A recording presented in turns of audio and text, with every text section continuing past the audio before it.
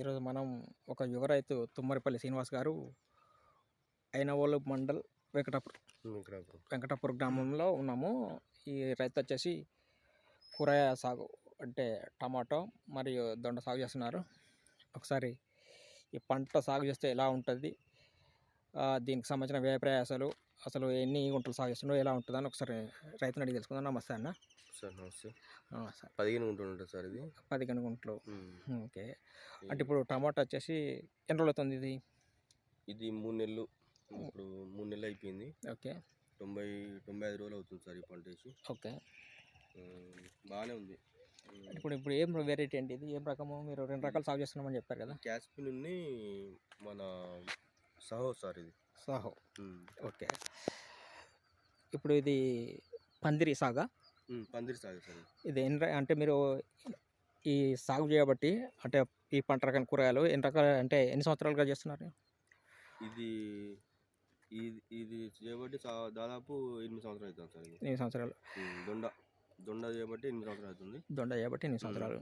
ఒకసారి టమాటా వేసిన మళ్ళీ దొండ కూడా కంటిన్యూ చేస్తాను సార్. పంట మార్పు చేస్తూ ఉంటారా ల్యాండ్లోనే? ఇప్పుడు మరి మొక్కలు ఎక్కడి నుంచి తీసుకొస్తారు? దీనికి సంబంధించిన పెట్టుబడి లేకపోతే ఏమేమి ఖర్చులు ఉంటాయి?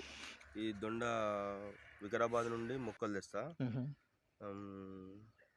వికారాబాద్ నుండి మొక్కలు తెస్తా, బాగానే వస్తుంది సార్. అది మన పెన్సిల్ దొండ అని బాగానే ఉంటుంది. ఒక 3 years క్రాప్ వెళ్తుంది, బాగానే ఉంటుంది.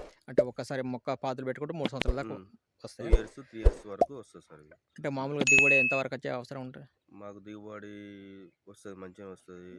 ఒక 8 నెలలు 9 నెలలు కంటిన్యూగా తెంపుతూనే ఉంటాను. 9 నెలలు. అంటే మార్కెటింగ్ ఇక్కడ చేస్తారు? కాజీపేట. అంటే ఇప్పుడు ఇందులో ఏ టైంలో అంటే మందులు మనకు తెగుళ్ళు కానీ ఎలాంటివి వస్తాయి? ఏ మందులు వాడుకుంటున్నారు ఇప్పటి వరకు మీరు? తెగుళ్ళు అంటే మామూలుగానే వస్తాయి సార్, ఏం అంత పెద్దగా ఏం రావు. మన పురుగు మందులు పోతే తక్కువనే వస్తుంది సార్. అంటే ఇప్పుడు ఈ వాతావరణ పరిస్థితులు కొద్దిగా అనుకూలంగా లేవు కదా ఇప్పుడు ఈ సంవత్సరం చూసుకున్నట్టయితే, మరి ఎలాంటి జాగ్రత్తలు తీసుకోవాల్సి ఉంటుంది? ఇక మనం జాగ్రత్తలు అంటే ఏం లేదు సార్, మనం మందులు వేసుకోవడం, కొట్టుకోవడం, ఏదన్నా నిమ్మాయిలు ఇట్లా అదే మామూలు మందులు వాడకుండా పోవాలి. అది ఏమంత మనం ఎంత చెప్పినా కొంచెం తక్కువనే వస్తుంది.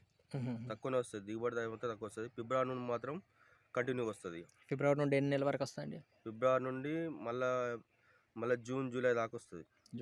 జూలై ఆగస్టు దాకా వస్తుంది. దాని తర్వాత మళ్ళీ పంట తీసేయము, అదే కంటిన్యూ చేస్తూ ఉంటాం.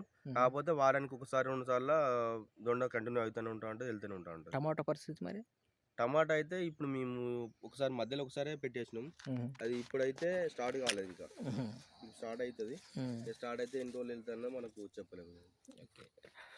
అంటే ఇప్పుడు ఇందులో మీరు 2 రకాల వెరైటీ చెప్పారు కదా, సాహోను క్యాప్సిన్.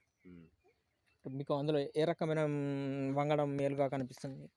సాహోనే బాగా అనిపిస్తుంది. ఇది కూడా మాకు ఆయన కూడా వచ్చిండు.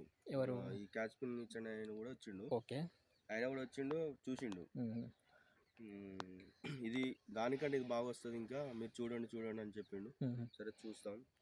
లాస్ట్ ఫైనల్ వరకు ఏది ఎట్లా ఉంటుందో తెలియదు కదా ఇప్పుడే. ఓకే. అంటే ఇప్పుడు పందిరి సాగులో బెనిఫిట్ ఉంటుంది అంటారా రైతులకు? అంటే శ్రమ విషయంలో మామూలుగా నేల మీద మామూలుగా వేస్తారు కదా, పందిరి సాగే బెటర్. పందిరి సాగే బెటర్ నాకు తెలిసి. అంటే కొంత ఖర్చుతో కూడుకున్న పని కదా. ఖర్చుతో కూడుకున్న పని. దాదాపు నేను ఒక 15 గుంటలు వేయాలంటే 1,50,000 ఖర్చు అయింది. మళ్ళీ నెక్స్ట్ 1,50,000, తర్వాత నెక్స్ట్ 1,50,000. 3 స్టెప్లు వేసాను. బాగానే ఉన్నాయి సార్.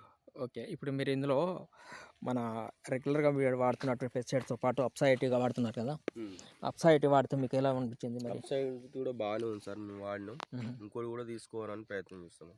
అంటే ఇప్పుడు అప్సైటివ్ వల్ల మీకు ఏం మార్పు అనబడ్డది? మామూలుగా ఇప్పుడు 8 సంవత్సరాలుగా సాగు చేస్తూనే ఉంటున్నారు కూరగాయలు. అప్సైట్ అనేది ఇదే సంవత్సరం కదా వాడడం? కొంచెం గ్రోతింగ్ వచ్చింది, బాగుంది. మనకు చెట్టు కూడా హైట్ పెరిగింది, బాగానే ఉంది.